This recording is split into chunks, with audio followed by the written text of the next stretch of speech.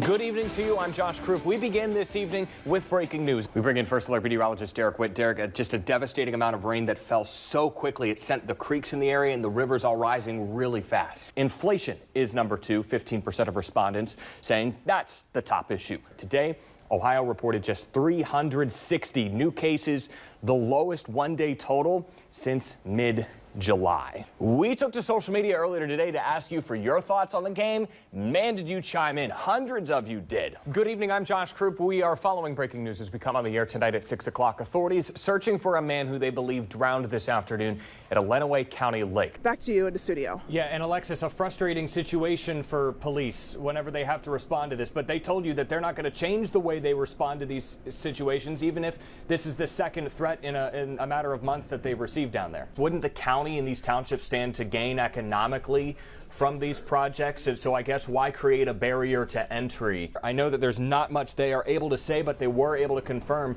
that they are there in connection to the search for these missing teens. What can you tell us about what you're seeing there? Willie, we understand, too, that there's going to be a news conference tomorrow with detectives. The fire department's expected to be there. What else do you know about what unanswered questions there are? What would you want to ask these officials tomorrow about their search? Okay, so there you have it. The verdict delivered in the hazing death trial of Bowling Green State University student Stone Foltz. Troy Hendrickson and Jacob Krinn found not guilty on the most serious of charges. A high school football game in Toledo ends not with the sound of a referee's whistle, rather with gunfire right outside the stadium. Good evening and thanks for joining us tonight. I'm Josh Croup. This shooting unfolded in the fourth quarter of the game between Central Catholic and Whitmer at Whitmer Memorial Stadium. Tonight, police tell us 3 people were shot, 2 of them adults, the other a Whitmer student. Authorities say all suffered minor injuries. Again, this shooting happened outside of the stadium. Security was tight. City leaders say 16 police officers were working this game. They search people for weapons before they do go inside. At this hour, there are 0 suspects in custody. But investigators say surveillance video has already helped them identify the person they believe was the target of this shooting. Tim Ryan has conceded in the race. Per reports, we are standing by live to hear from him. We are also standing by live to hear from the victor in this race, J.D. Vance, at Republican headquarters in Columbus, Ohio. We have seen every major Republican in the state who is on a statewide ballot here at this podium at some point tonight. The first being Governor Mike DeWine, who clinched re-election earlier this evening. Okay, thank you. We want to move on to a new topic, the topic of abortion, and we'll start with Ms. Larson. If you were overseeing writing abortion legislation, the next bill that moves through the legislature, what would you include in your bill? What limits and what exceptions, if any, do you support on abortion? You have 2 minutes. Police say they tried to negotiate some more with him. Those negotiations were unsuccessful, they say. Quote, in this press release from Toledo police, the suspect failed to follow officers' orders to drop the gun and eventually exited the vehicle holding a gun to his hand. After further negotiations failed, the suspect was shot by Toledo police officers. We know no information about the suspect or about the victims in this. We also do not have body camera video from Toledo police. That, they tell us, will be released at a later date.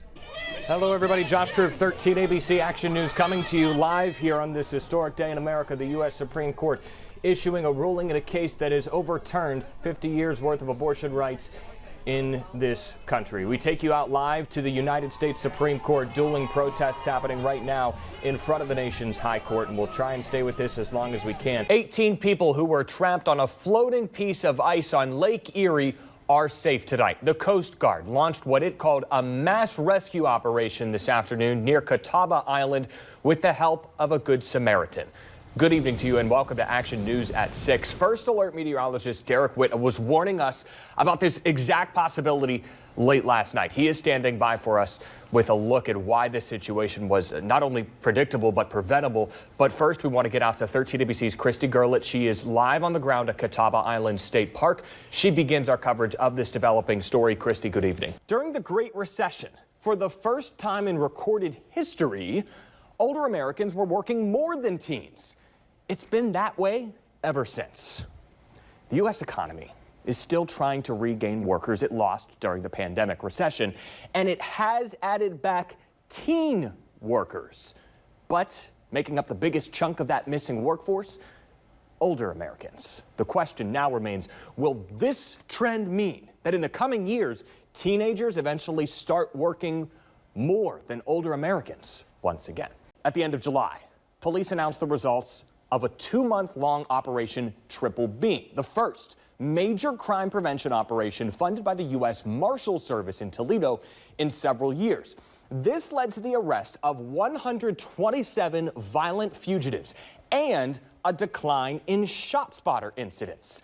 Now, these are just 3 of those operations, and Chief Croup tells us planning is underway for the next one. He says a big challenge isn't just getting violent offenders off the streets, but keeping them off the streets. In this coverage, you'll only see on 13 ABC. California usually has the highest gas prices in the nation, so no surprise here. But let's come closer to home and check out Michigan, where for the first time in history this weekend, surpassing $5 a gallon on average. The Midwest saw the sharpest increases over the past week of any part of the nation.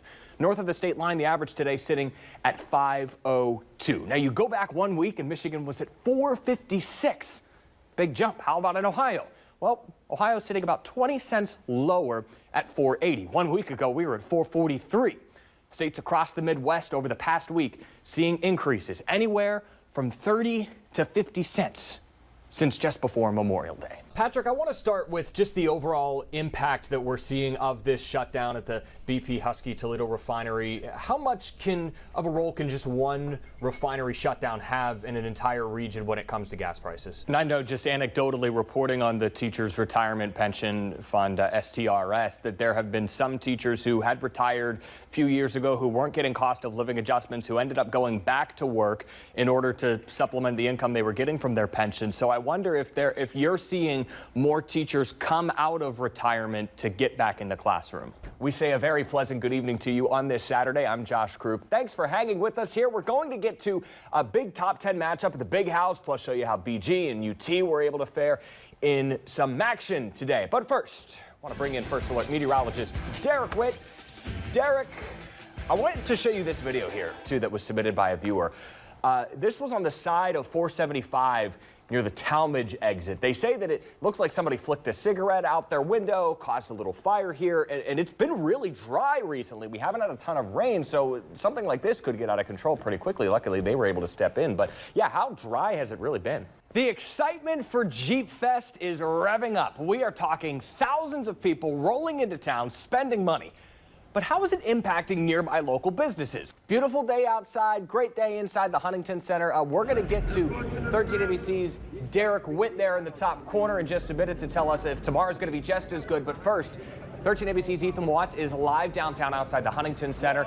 Ethan, what has it been like in downtown tonight? 13 ABC's Ethan Watts hanging out down in Wood County. 13 ABC's Delaney Ruth hanging out in Findlay. We're going to get to Delaney in just a second. Ethan, you're rocking and rolling down there. We're going to start with you, my man. How are things going? I want to get to this story because it certainly caught our attention. This dog from Southwest Ohio had quite the journey and nearly died after jumping over a fence chasing after a deer. This right here is 10-month-old Jada. By the time her owners went to see where she went, she was gone. When you mentioned the B word, the blizzard word, yes, 1978 comes to mind immediately, and I'm seeing it in the comments here on Facebook. And if you're watching on Weather Nation or our website, we welcome you as well. How is this going to compare, somebody says? That's the big question. Because you hear blizzard, that's immediately what you think, because we don't have those very often. No. It's been a while since we've even had a blizzard warning. Yeah. And we bring in First Alert meteorologist Derek Witt. Super excited about this, as am I. Derek, weather conditions have to be right for this launch to happen as we take a live look there at Artemis 1 and the huge rocket, more than 300 feet long. So far, it looks like the outlook weather-wise is encouraging. Tennessee football actually tweeted today that it's raising money to replace the goalposts. And as of earlier this evening, they've brought in about $30,000 for them so far. I guess I don't know how much goalposts cost. My big question was how they even got them out of the stadium. Determination.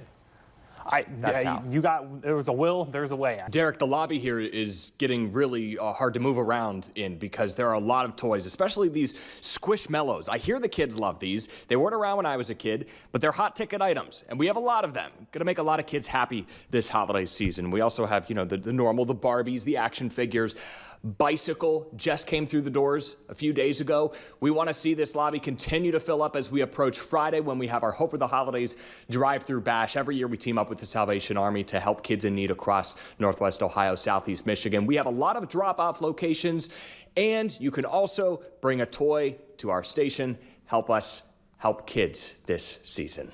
We have sports straight ahead, but first, your winning lottery numbers from your official lottery station, 13 ABC. Just getting the snow totals map back out there. Yeah, Dusting that off. Had Don't to like pull it. off the shelf. Not a fan. Put it back on the shelf. Noted. Pack sunscreen for Toledo Zoo. Got it. Mommy right. listening. That's going to do it for us. We're going to take a 4.5-hour break and be back here tonight at 11 o'clock.